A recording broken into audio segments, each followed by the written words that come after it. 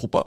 Moi, je vais pas vous mentir. Hein. Autant je suis très optimiste pour notre diaspora dans les territoires entre guillemets d'outre-mer et le territoire en Afrique francophone. Très optimiste qu'il y a un bouleversement qui est en train de se faire.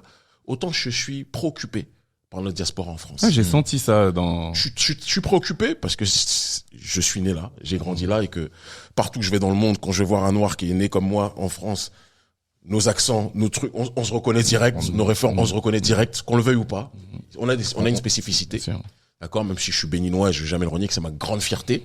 Mais ce qui nous attache tous, regardez, enfin t'es béninois, t'es camerounais, je suis antillais, mais ce qui nous attache tous, c'est quand même le fait qu'on est noirs, nés ici, qu'on est des afro-descendants, absolument, très clairement. C'est ça. Mais ce qui me préoccupe, c'est si tu restes, ok, mais qu'est-ce que tu fais en restant?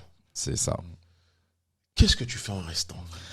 Et à l'ère du digital, il y a moyen de faire des choses. Il y a moyen de faire des choses pour nous en n'étant pas des mendiants chez les autres.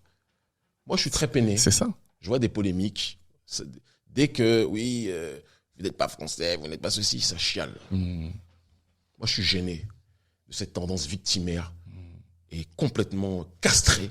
Je ne vais pas citer de nom. Mais qu'il y a aujourd'hui au sein d'une partie de la communauté noire de France. Je suis très, et encore, c'est pas la rue, qui ont dit comme ça. Ce sont des personnalités triées sur le volet que le système essaye de tout faire pour rendre audible, mais on passe notre temps à pleurer. Ça me gêne.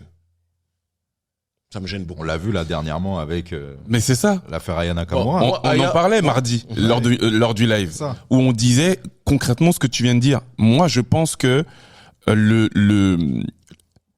tout ce qui tient en fait de la mascarade qu'on a connue dans les années 80, 90, je pense que tu l'as énormément martelé.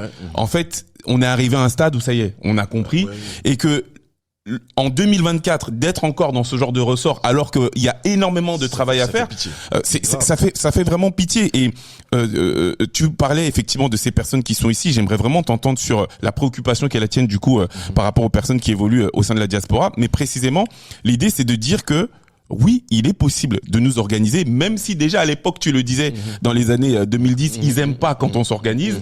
Tu voulais tout simplement faire une petite crèche pour que et c'était tout un problème. C'est là où je t'ai découvert. C'était tout un problème et aujourd'hui on le voit bien. Ceci dit, l'idée, je pense que pour les personnes qui feraient le choix de ne pas forcément rentrer, mais en fait d'avoir à s'organiser, et s'organiser, ça veut dire notamment prendre en considération tout ce qui tient du pécunier.